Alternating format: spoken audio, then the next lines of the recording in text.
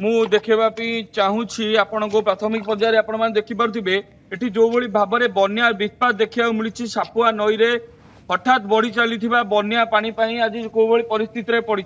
ए हूँ नदीकूल अंचल जेनापदा अंचल जो सापुआ नई कूले रही अवस्थित करी अंचल आप देखिपे बिलर किभली भाव में पानी ये लक्ष लक्ष टंका खर्च कर चाषी आज हताश हो बसी कारण उजुड़ी जाइए फसल मुझे स्पष्ट भाव में आपण मानक देखा चाहिए सीधा सड़क भाव में आपण मैंने देखिपे ये किभली भाव में कखारू जो फूल होता कखारू होता संपूर्ण नष्ट होती भेंडी पोटल एभली अनेक प्रकार पनीपरिया चाषी करजरे आनी लगेइथिला जहा आज नष्ट होईचे हमें रिएक्शन नबा कृषक मानकर जो माने व्यापक फसल नष्ट होईची मते सुनी परछंती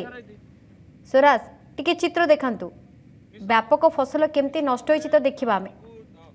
निश्चित भाव में आपण देखिया पे चाहिबी आपण आपण देखि परथिबे किभली भाव में एठारे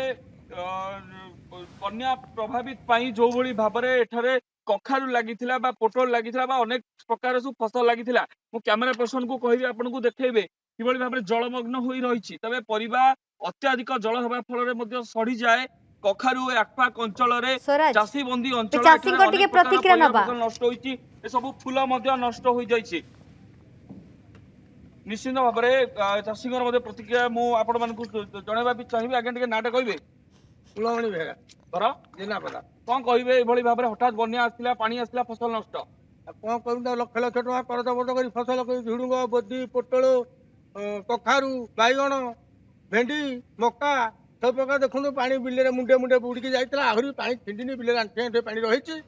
कौन कर हठात सापुआ नदी बढ़ला 50 वर्ष तले भाया बढ़ी होता कि नहीं आम कहीपर छुआ दिन देखिए बढ़िया बढ़ी तो किभली बर्तमान हताश 60-70 हजार टका कर्ज कर सब तैयारी करूँ कौन करूँ मुंडे पानी चलला सब ये पानी बर्तमान भी पेलू छिंडी ना आप शुणी पारे सीधा सड़क जन चाषी रिएक्शन आउ जन चाषी रिएक्शन नवा जे कि भेंडी पोटल बोदी अंचल सब प्रभावित होइछि आठगड़र रास्ता